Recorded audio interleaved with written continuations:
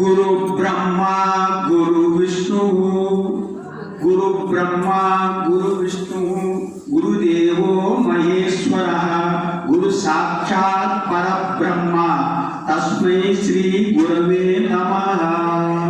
ఆపద అపహర్తారం దాతారం సర్వసంపదాం లోకాభిరామం శ్రీరామం ప్రియో ప్రియో నమామ్యహం. మనోజవం మారుతతుల్య వేగం జితేంద్రియం బుద్ధిమతాం వరిష్టం వాతాత్మజం వానరయూధముఖ్యం శ్రీరామదూతం శిరసా నమామి. హరి ఓం. మనం ఒకసారి ఓంకారాన్ని 3 సార్లు జపం చేసుకుందాం.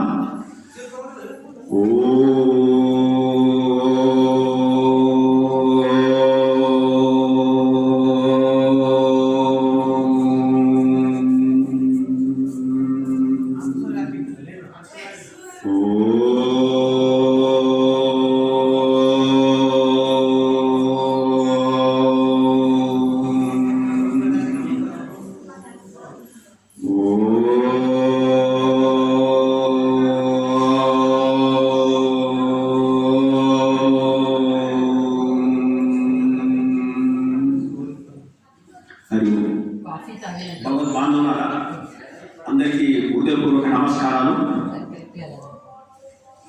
ఇది మనం 2వ పాసరం. మొదటి పాసరంలో గోదాదేవి తన సహ గోపికలందరినీ పిలిచింది. అందరూ వచ్చినారు. ఇప్పుడు ఆమె ఇది చెబుతున్నది. ఒకసారి 2వ పాసరం చెప్పుకున్నాం. வையத்து வாழ் வீர்கள் நாமம் நம்பாவைக்கு செய்யும் கிரிசைகள் கேளீரோ பார்க்கடல் பையத்துயின்ற பரம் நடிப்பாடி நெய்யன்னோம் பாலன்னோம் நாட்காலே நீராடி மயில் எழுதோம் மலரிட்டு நாம் முடியோம் செய்யோதன செய்யும் தீக்குழை சென்றிதோம் ஐயும் பிச்சியும் ஆனந்தையும் கை காட்டி உய்யும் மாறெண்ணி உகந்தேனோ ரெம்பாவாய். వయ్యత్తు అంటే వస్తువులు దీని మీద ఉన్నాయి. ఏ వస్తువులని దేని మీద ఉన్నాయి? భూమి మీద ఉన్నాయి. వయ్యత్తు అంటే భూమి. భూమి మీద మనం అందరం ఉన్నాం. ఇప్పుడు ఈ భూమి మీద అంటే సాక్షాత్ శ్రీకృష్ణ పరమాత్మ అవతరించినటువంటి సమయంలో అవతరించినటువంటి ఓ గోపికలారా మీరు చాలా భాగ్యవంతులు అని. ఆ సమయంలో అవతరించిన ఆ గోపికలందరూ కృష్ణుడు అవతరించిన సమయం అదొకటి. వయ్యత్తు అంటే ఈ భూమి ఎలాంటిది అంటే ఇది ప్రకృతి. ఈ ప్రకృతి ఎలాంటిదంటే మన జ్ఞానము అంధకారాన్ని, జ్ఞానం ఉండదు, మనకు అంధకారం ఉంటుంది. అలాంటి ప్రకృతిలో ఉన్నప్పటికీ భగవంతుని అనుభవం చేయగలిగినటువంటి ఓ భాగ్యవంతులారా, ఎంత అదృష్టవంతులు. అందుకోసమే ఈ ప్రకృతిలో ఎవరు వచ్చినా కూడా అజ్ఞానం అంధకారంలో ఉండిపోతాం మనం. ఇలాంటి అజ్ఞాన అంధకారంలో ఉన్నప్పుడు భగవంతుని వైపు మరడం చాలా కష్టం. అలాంటిది ఓ గోపికలారా మీరు భగవంతుని అనుభవం చేస్తున్నారే, మీరు నిజంగా భాగ్యవంతులు అని. వయ్యత్తు దానికి చెప్పుకోవచ్చు. వయ్యత్తు అంటే ఈ భూమి మీదనే దేవతలు కూడా పరమాత్ముని యొక్క సౌశల్యము, సౌభాగ్యము, స్వామిత్యము, వాత్సల్యము, సకల మంగళ గుణాలను అనుభవించాలంటే ఈ భూమి మీదుగా వచ్చి అనుభవించాలి. దేవతలు కూడా ఇలాంటి గుణాలు అనుభవించాలంటే అలాంటి భూమి అని కూడా చెప్పుకోవచ్చు. ఇది వయ్యత్తు. ఇంత భూమి, ఇలాంటి పవిత్రమైన భూమిలో మనం ఉన్నాం.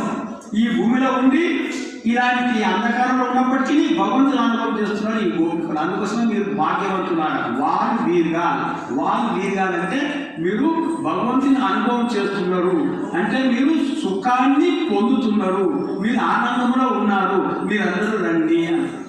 ఆనందం ఎక్కడున్నారో ఈ భూమి మీద అందరూ ఎంతో దుఃఖాలు పడుతున్నారు కదా అని అంటే ఏం చెప్తున్నారంటే ఎప్పుడైతే మన యొక్క మనసు భగవంతుని వైపు వెళ్ళిందో అప్పటి నుంచి ఈ లోకమంతా ఆనందదాయకం అవుతుంది. అంటే ఇప్పటిదాకా మనము భగవంతునికి వ్యతిరేకంగా ఉన్నాం. అంటే మనం భగవంతునికి వీపు చూపెడుతున్నాము, సంసారం వైపు చూస్తున్నాము. భగవంతుని వైపు ఎప్పుడైతే చూడడం మొదలుపెట్టామో అప్పుడు మనకు ఈ లోకమంతా ఆనందదాయకం అవుతుంది. ఇది వయ్యత్తు వాల్ వీరుగా. నామం నం పావైపు. నామం అంటే మనమందరం పావైపు ఈ వ్రతం చేద్దాం. ఈ వ్రతం ఏం వ్రతం ఇది? భగవంతుని వ్రతం. అదొకటి. దీని పేరు శ్రీ వ్రతం, భగవంతు వ్రతం కూడా చెప్పవచ్చు. అంటే భగవంతుని కోసం, అంటే భగవంతుని ఈ వ్రతం చేస్తే మనకు భగవంతుడే ఉపాయం, భగవంతుడే ఫలం. అంటే వేరే ఏమి ప్రత్యేకంగా చేయవలసిన అవసరం లేదు. ఇది ఈ వ్రతంలో ఉన్నట్టు గొప్పతనం. వేరే ఏ సాధన అక్కర్లేదు. ఏం చేయాలంటే ఈ వ్రతంలో చెయ్యవదన చెయ్యం. చెయ్యవదన చెయ్యం అంటే పెద్దలు ఏదైతే చెయ్యకూడదని చెప్పిండ్రో అది మేము చెయ్యం. చాలా మంచి మాట. అంటే శాస్త్రం ఏమి చెప్పిందో ఆ రకంగా నడుచుకుంటాం. మన యొక్క పురాణాలు, మన యొక్క గీత, మన యొక్క వేద శాస్త్రాలు, మన పెద్దలు మనకు ఏం చెప్పారో ఆ ప్రకారంగా నడుచుకుంటాం. అంతే. అంటే దానికి వ్యతిరేకంగా వెళ్ళాం. పెద్దల మాట మాకు గురి, ఆ మాటని మేము వింటాం. వాళ్ళు చేయొద్దని చెప్పినప్పుడు అది మేము చెయ్యం. సో ఇది అంటే పెద్దల సూక్తులు, పెద్దల మాటలు, శాస్త్ర మాటలు మేము అనుసరిస్తాము. ఇంతే ఈ వ్రతంలో మనం చేయాల్సింది. వేరే ఏం చేయక్కర్లేదు. ఇది గొప్పతనం. ఇది అంటే భగవంతుని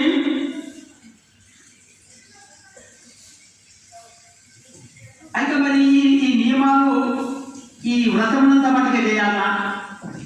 ఈ 30 రోజుల నియమమా అని అంటే 30 దినాలు పాటిద్దామా? ఇది పెద్దల మాట. ఈ వ్రతం ఉన్నంత కాలం పెద్దల మాట వినాలా, తర్వాత మనం పెద్దల మాట వినోదా? అంటే మనం ఈ భూమి మీద ఉన్నంత కాలము ఈ ప్రకారంగానే మనం అనుసరించాలి. అంటే అందుకోసం ఏమంటుందంటే ఈ యొక్క పనులు, ఈ చేసే పనులన్నీ సాధనలు కాబట్టి ఫలంలే. అంటే మనం చేస్తున్నాం అయితే మనం ఏదో చేస్తే భగవంతుని పొందాలనుకుంటున్నాం కదా, ఇప్పుడు చేస్తున్నప్పుడే భగవంతుని పొందొచ్చు. మనం ఈ పని చేస్తేనే భగవంతుని పొందుతున్నాం అనమాట. ఏదైతే నువ్వు ఆ పెద్దలు చెప్పిన పనులు చేస్తూ ఉన్నావో, భగవంతుని కొరకు ఏదైతే పనులు చేస్తున్నావో, ఈ పనులన్నీ మనకు భగవంతుని అనుభవాలకు కారణమైతాయి. అది చెప్తుంది. అయితే మనం చేతనం అంటున్నాడు అనుకో.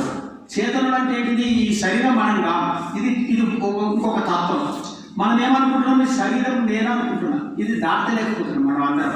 ఈ శరీరంకి ఏమైందంటే నేను భయపడిపోతున్నా. అందుకోసమే జ్ఞాని మహానుభావులు ఈ శరీరం నేను కాను, ఈ శరీరంలో ఉన్నటువంటి ఆత్మను నేను అనుకొని ఉన్నారు. వాళ్ళు మనకు తెలుసు కానీ మనకు అనుభవంలోకి వస్తలేదు. అయితే ఈ ఆత్మ భగవంతుని పొందాలంటే ఈ శరీరమేమో ఈ ప్రపంచానికి ఇవ్వాలంట, ఈ ఆత్మనేమో పరమాత్మకి ఇవ్వాలంట. ఈ ఆత్మ పరమాత్మని పొందాలంటే ఏం చేయాలంటే ఆర్తి ఉండాలన్నమాట. ఆర్తి అంటే ఏంటిది అంటే ఒక నీళ్ళలో ఉన్న చేప గడ్డున వేస్తే అది ఎలా నీటి కోసం ఎలా తడపడవస్తుందో ఆ విధంగా మనం భగవంతుడి కోసం అంత తడపడాలంట. ఆ ఆర్తి మనలో ఉండాలి. అప్పుడు భగవంతుడు మనకు పెరుగుతుంది. ఇది ఈ వ్రతం యొక్క గొప్పతనం. ఇప్పుడు ఈ వ్రతంలో మనం చేయవలసింది ఏంటి అని చెప్తుంది. మనం ఏం చేయాలి? ఇది అమ్మవారు అంటే ఏ వ్రతంకైనా కూడా నియమాలు పాటించాలి.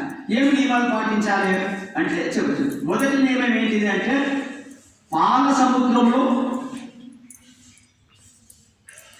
ఈ యొక్క ఆదిశేషుని తలపైన యోగ నిద్రలో నిద్రిస్తూ సకల జగత్తుని రక్షణ కోసం చింతనున్నటువంటి ఆ పరమ పురుషుల యొక్క పాద పద్మములను మనం సంకీర్తనం చేయాలి.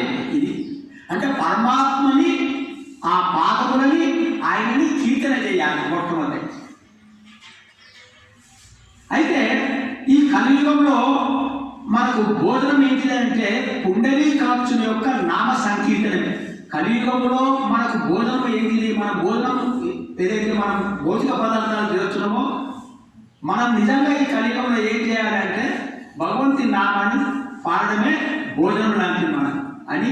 ఇది ఫస్ట్ ఏంటిదంటే ఆ పరమాత్మని సంకీర్తనం చేయాలి. ఎక్కడున్నాడు ఆ పరమాత్మ? పాల సముద్రంలో ఈ యొక్క ఆదిశేషుడి పైన జాగ్రత్తగా పండుకొని యోగ నిద్రలో ఈ సమస్త ప్రపంచాన్ని రక్షించడాన్ని ఆలోచిస్తున్నటువంటి ఆయన పాదపద్మలను పాడాలి. మొట్టమొదటి పాదం పయ్యత్తున్న పరం నడిపాలి. నెయ్యన్నో పాలన్నో అంటే మేము నెయ్యిని తినము, పాలని తాగము. నెయ్యి ఎందుకు తినొద్దంటే నెయ్యిలో అది కొవ్వు పదార్థం ఉంటుంది. ఆ కొవ్వు ఉండడం వల్ల మన బుద్ధి మందగిస్తుంది. అంటే మనం మందగిస్తుంది కాబట్టి మనకు ఈ జ్ఞానము ప్రవచన మనకు అర్థం కాదు. అందుకోసమే మేము నెయ్యి ఉంటుంది. పాలున్నాం, పాలు అంటే మాయకు ప్రతీక అంటే అది మాయ కాబట్టి ఆ పాలను కూడా మేము తాగం.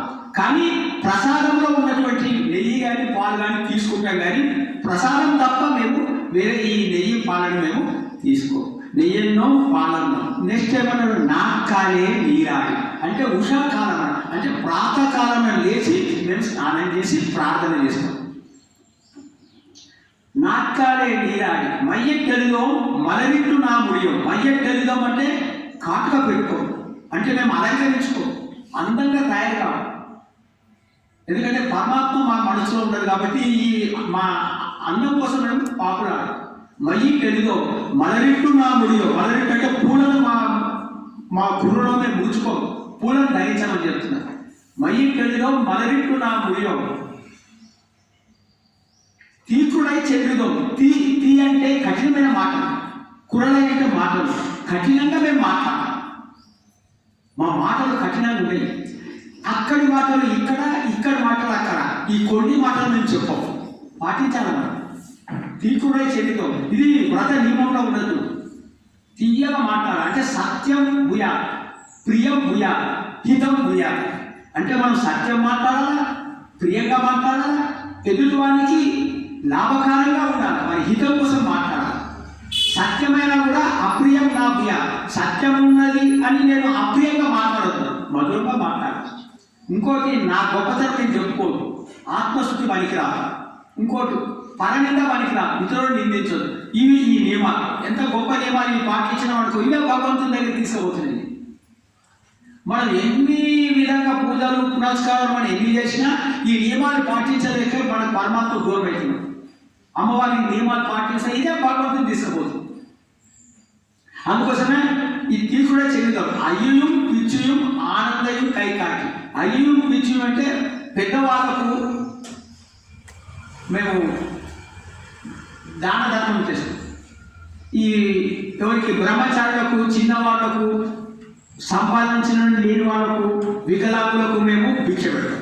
అది సంతోషంగా పెడతాం. మేము ఇస్తున్నామని అనుకోము, మేమే ఇస్తున్నాము. వాళ్ళు చాలా చిన్నవాడు అనుకొని ఇయ్యం, మాకంటే పెద్దవాడు అనుకొని ఇస్తాం. ఇది అయ్యం పిచ్చియం ఆనందం కైకట్టి. సంతోషంగా వాళ్ళు సంతోషించబడేటట్టు, వాళ్ళు సంతోషం పడ్డట్టు మేము మా దానం చేస్తూ ఉంటాం. మేమే దానం చేస్తామని అనుకోము. అయ్యో ఇంత తప్పిస్తున్నాను అనుకుంటాం మేము. ఇంకా ఈ దానం కూడా ఎట్లా ఇస్తామంటే శ్రద్ధతో ఇస్తాం, భక్తితో ఇస్తాం, వాళ్ళ జ్ఞానపూర్తిగా ఇస్తాం ఈ దానం. ఇలాంటిది చేస్తాం. అయ్యం పిచ్చుం ఆనందం కైకాకి. ఉయ్యం మారేన్ని ఉగందేలో రెబ్బావి. ఉయ్యం మారేన్ని అంటే మా జీవితాన్ని ఉజ్జీవనం చేసుకుంటాం. అంటే ఇవన్నీ పై చెప్పినవన్నీ మేము ఆచరణ పెట్టి మా జీవితాన్ని ఉద్ధరించుకుంటాం. ఉజ్జీవనం అంటే ఉజ్జీవనం అంటే నా కోసం నేను బ్రతకడం అనేది జీవనం. అది నేను నా కడుపును నేను బ్రతుకుతున్నా, అది జీవనం. ఉజ్జీవనం అంటే భగవంతుని సేవ చేయడం, భగవంతునికి కైంకర్యం చేయడంగా నా జీవనం పోతుంది. అప్పుడు ఉజ్జీవనం అంటే భగవంతునికి సేవ చేయడమే ఉజ్జీవనం. అదే నిజమైన జీవనం. నా కోసం నేను బ్రతికితే జీవిస్తున్నాను అంటారు వాడిని. ఉజ్జీవనం అంటే నేను భగవంతుని కైంకర్యంలో జీవిస్తున్నా. ఈ మన వ్రతం కూడా ఏ వ్రతం ఇది? లాస్ట్కు దీని యొక్క సారం వ్రతం ఏమన్నది కదా, భగవత్ కైంకర్య రూపమైన వ్రతం ఇది. మనం ఈ వ్రతమే భగవంతుని కైంకర్యం చేయడానికి కొట్టుకుంటున్నాం. ఈ వ్రతంలోనే భగవంతుని కైంకర్యం, మన వ్రతమే భగవంతుని కైంకర్యం. అంటే నువ్వు ఆ భగవంతునికి సేవ చేయాలన్నటువంటి ఆటితోనే ఈ వ్రతానికి వచ్చినాం. మనం ఈ పై చెప్పినటువంటి ఈ యొక్క నియమాలని మనం ప్రీతితోని అనుసరిస్తే ఈ యొక్క వ్రతము మంగళప్రదం అవుతుంది. అంటే మనకి ప్రీతి ఉండాలి. మనం ఈ ప్రీతితోని ఆ పరమాత్మని నామాన్ని సంకీర్తనం చేయాలి. ఉదయాన్నే లేవాలి, ప్రార్థన చేసుకోవాలి, మంచి మంచి మాటలు మాట్లాడాలి, ఇష్టం వచ్చినట్టు మాట్లాడకూడదు, ఇతరులను కఠినం పెట్టకూడదు, మన గొప్పతనం మనం చెప్పకూడదు, ఇతరులను నిందించకూడదు. ఈ రకంగా జీవిస్తూ మన జీవితం మన కోసం కాక భగవంతుని కైంకర్యం చేయాలనుకుంటే జీవించడం ఉజ్జీవనం అంటూ ఈ మార్గాన్ని తెలుసుకొని ప్రీతితోని ఈ యొక్క వ్రతంలో మనం ఆచరణ చేస్తే ఈ వ్రతం మంగళప్రదంగా అవుతుంది. అందుకోసము మన జీవితం ధన్యమవుతుందని చెప్పి గోదాదేవి ఈ వ్రతాన్ని మనకు అందించింది. ఆమె ఈ వ్రతాన్ని చేసి తరించింది. మన చేత కూడా ఈ వ్రతం చేయించి మనల్ని కూడా తనిపోయేయాలని ఆమె యొక్క ఆశ. అందుకోసమే ఈ వ్రతం చేయడానికి అమ్మవారు మనందరినీ పిలుస్తుంది. ఇది హరి ఓం హరే నమః హరే నమః హరే నమః.